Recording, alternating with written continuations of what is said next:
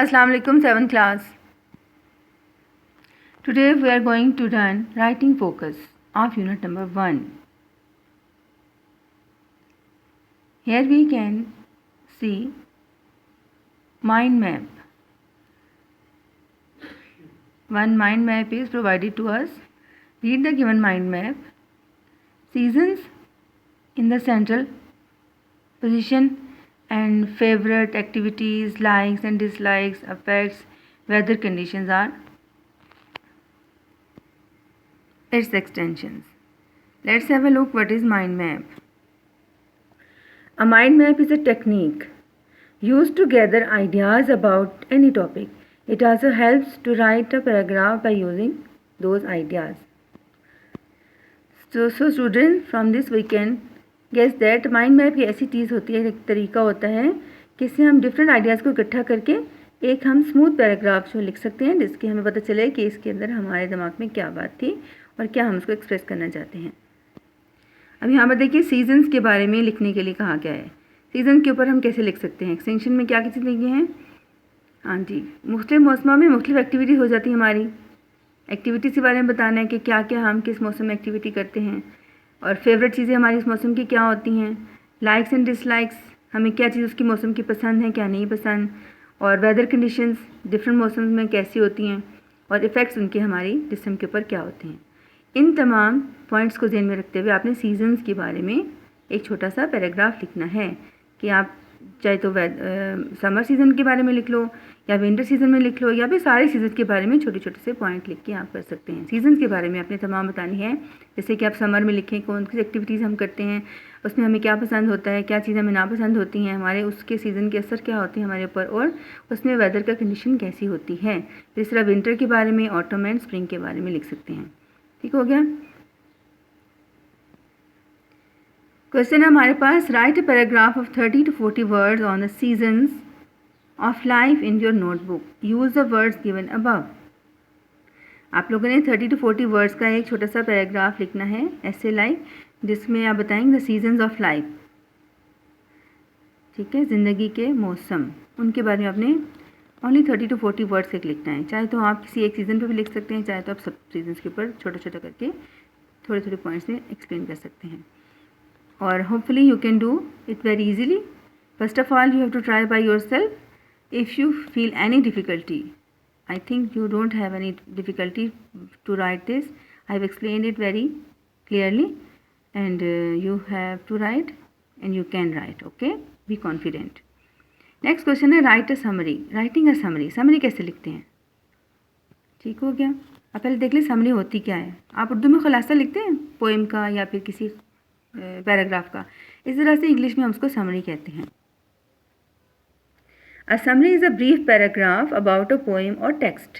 Summary क्या होती है, एक बहुत ही छोटा सा पैराग्राफ होता है किसी टेक्स्ट के बारे में या फिर पोएम के बारे में जो हम पढ़ते हैं. अब हमने यहाँ पे पोएम पढ़ी है बेड इन समर, तो हम उसके मुताबिक छोटा सा एक पैराग्राफ लिखेंगे. समर में बेड के ऊपर जाना कैसे लगता है, ये समर में क्या क्या चीज़ें हमें पसंद होती हैं.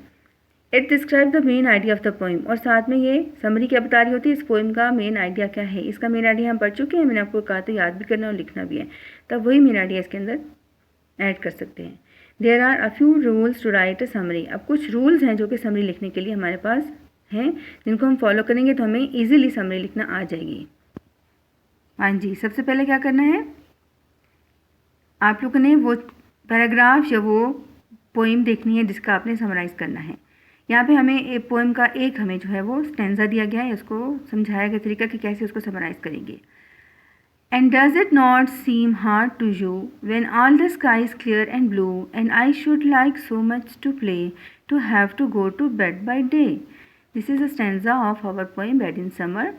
अच्छा जी, अब समरी लिखने के लिए क्या हमें तरीका बताए जा रहे हैं, स्टेप्स फॉलो करने हैं. नंबर 1 स्टेप क्या है, read the text in detail. सबसे पहले हमने क्या करना है, रीड करना है टेक्स्ट को डिटेल में. हमने कैसे किया, इसको पढ़ा और साथ में समझा. मैंने आपकी सारी इसकी रीडिंग के साथ एक्सप्लेनेशन भी आपको बताई थी. ठीक हो गया.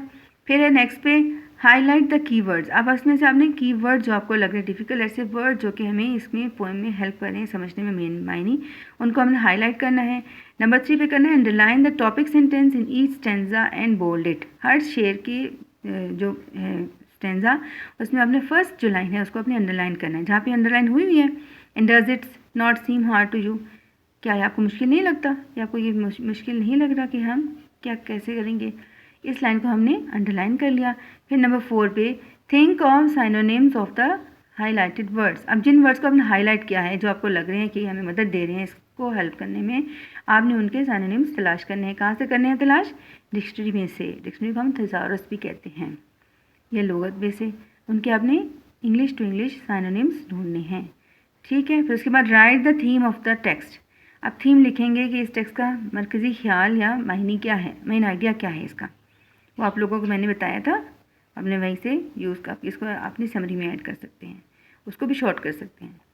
फिर है write a paragraph by writing the theme with synonyms of the highlighted keywords and adding new words related to its theme.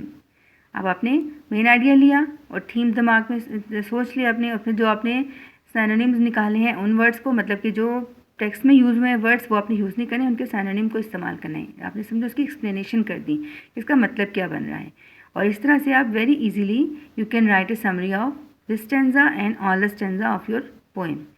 Question है write the summary of the poem bed in summer in your notebook. First of all you have to write by yourself, then I will help you by making corrections of your writing. Okay, तो इस तरह से हमारा ये chapter आज finish हो रहा है। अब आप लोग जो है वो काम अपना स्टार्ट कर दें नीट नोटबुक के ऊपर, सॉरी। और इस तरह से फिर हम जो है अपना काम नेक्स्ट चैप्टर पे स्टार्ट करेंगे। तो आप लोगों ने ये काम दोनों करके मुझे सेंड करने हैं। एक तो अपने पैराग्राफ लिखना है सीजन्स के ऊपर, उसका भी आपका माइंड मैप के ज़रिए एक्टिविटीज़ के साथ सारा बता दिया तरीका, और समरी लिखने का भी सारा आपको पॉइंट्स बता दिए। इस तरह से आप पॉइंट्स को ज़हन में रखते हुए समरी भी लिखेंगे और एक छोटा सा पैराग्राफ भी लिखेंगे, ठीक हो गया। बेशक आप वर्ड्स काउंट कर लीजिएगा, 30 to 40 वर्ड से बेशक ज़्यादा ना हो, ठीक हो गया। और समरी भी जो आपकी बस 1 पेज की होनी चाहिए, बहुत ज़्यादा समरी नहीं करते, ठीक हो गया। इंशाल्लाह फिर हम बाकी नेक्स्ट कल पढ़ेंगे। आज के लिए इतना ही है। अल्लाह हाफिज़।